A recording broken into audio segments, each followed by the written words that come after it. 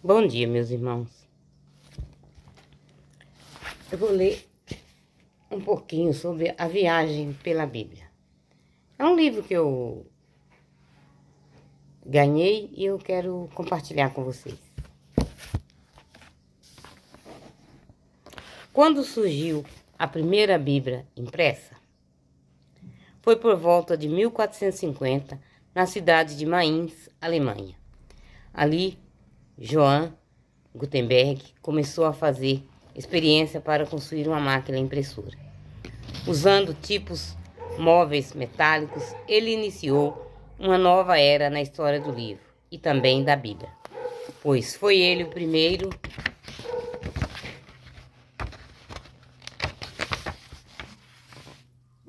livro impresso segundo o novo sistema em 1946. Tudo em latim. 10 anos depois, saiu a primeira Bíblia em alemão, seguida de outras edições em italiano, francês, holandês e catalão. As páginas da Bíblia de Gutenberg eram impressas em 2 colunas, todas ilustradas por iluminuras. Dessa primeira edição, restam até hoje alguns livros. Um deles foi vendido num leilão em 1978 por um preço fabuloso. Como se deve ler a Bíblia? Antes de ler a Bíblia, porém, é preciso ter em mente a época em que foi escrita, o panorama social em que vivemos, em que viveram seus autores e personagens, e o lugar em que a ação se desenvolve.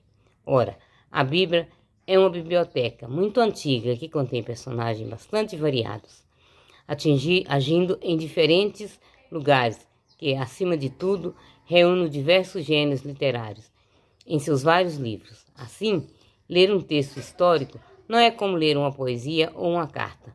Por exemplo, ler a história de Moisés não é o mesmo que ler uma carta de Paulo ou de um trecho de Cântico dos Cânticos. Por isso, devemos interpretar o texto bíblico que se lê de acordo com seu significado no passado e atualmente. Para compreender bem a Bíblia, não é preciso lê-la de uma só vez. Como se compõe de vários livros, pode-se escolher primeiro uma cuja história seja mais atraente para o leitor. Por que a Bíblia sempre fez e faz ainda tanto sucesso? Não se escreveu até hoje, de fato, outro livro que tivesse tanto sucesso e cujas vendas alcançassem os números atingidos pela Bíblia.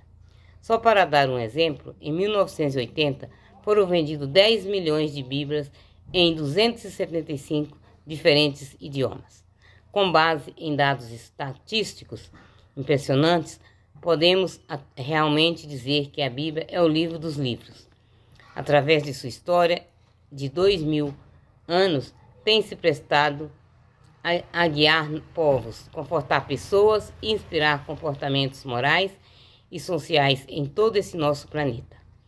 E até hoje, seu grande sucesso quer dizer simplesmente que ainda tem algo importante a dizer à nossa atualidade. Embora seus textos sejam tão antigos, a Bíblia realmente tem sempre uma mensagem nova, algo capaz de mudar vidas, de dar esperança e de fazer vislumbrar um futuro melhor para todo o ser humano.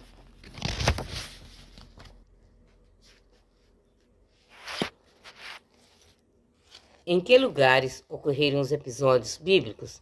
Em sua maior parte, os cenários bíblicos localizam-se no Oriente Médio, numa estreita faixa da terra entre o mar Mediterrâneo e os grandes desertos arábicos.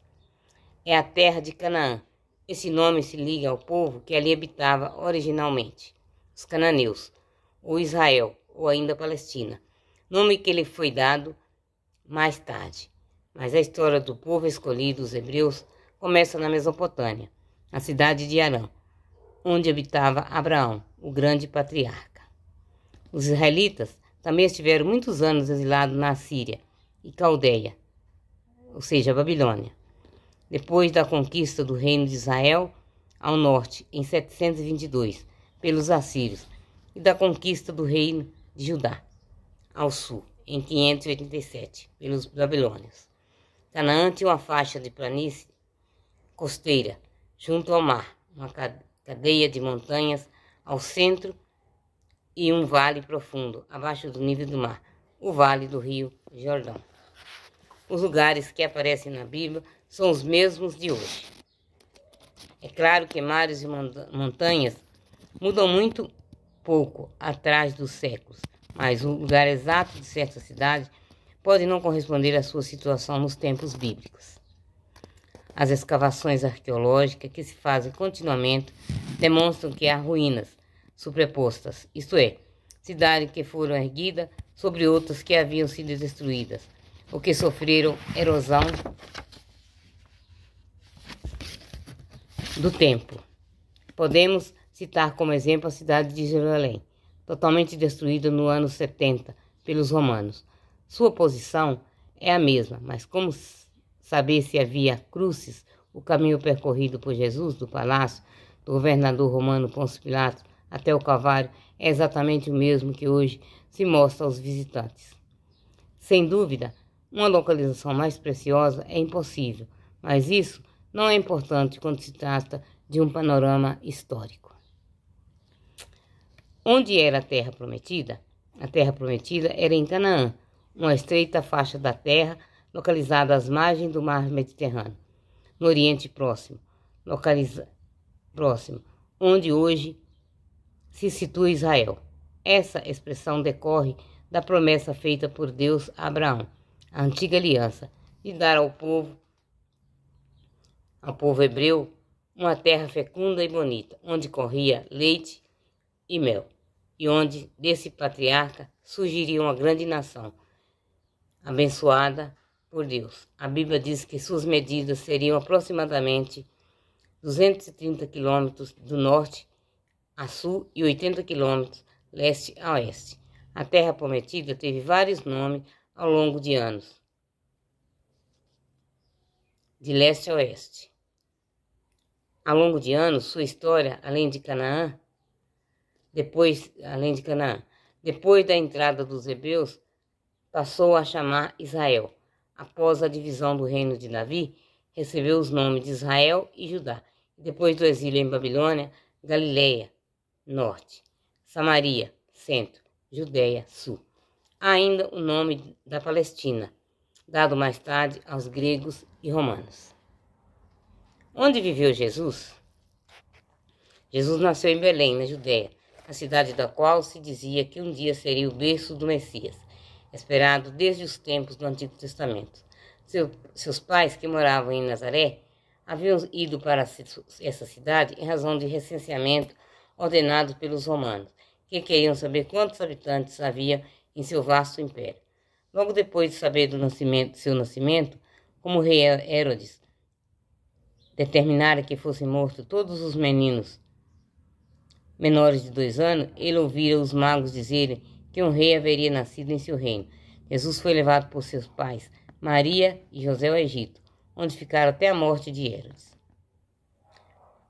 A família então voltou para Nazaré.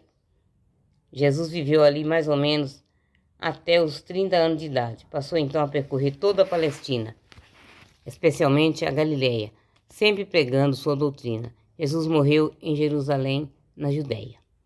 Os lugares mencionados por Paulo em suas cartas, pelos quais ele passou em suas viagens missionárias, existem até hoje? Sim, alguns mudaram de nome, mas são os mesmos pontos geográficos. Paulo fez 3 viagens missionárias para divulgar a doutrina de Jesus e conquistar novos adeptos para o cristianismo, e uma 4ª viagem a Roma, como prisioneiro. Na primeira, entre os anos 45 e 49, com Barnabé, foi a Chipre, Pisídia e Panfilha, retornando a Antioquia. Na segunda, realizada de 50 a 52, Paulo fez um longo percurso por terra e por mar, juntamente com Silas. Saiu de Jerusalém, atravessou a Fenícia, Síria, Sicília, Licaônia e Galácia, indo para Macedônia e Grécia. Daí voltou a Cesareia. A terceira viagem dirigiu-se a Éfeso, onde residiu por pouco mais de 2 anos, 54 a 56. Daí foi para a Grécia e Macedônia, voltando então à Palestina. Na última viagem, Em 57, Paulo foi para Roma, onde morreu no ano de 69. Passou por Rhodes, Creta, Malta, Sicília e Nápoles.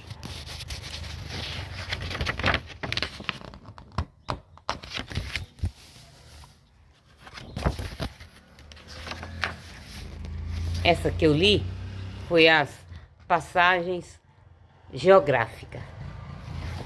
Agora eu tô parando por aqui. Vou parar, depois eu continuo lendo. Depois eu leio mais um pouquinho. Vou ler sobre o clima, as plantas e os animais. Tenham todos um abençoado domingo. E amanhã eu volto, se Deus assim permitir. Amém? Bom dia a todos.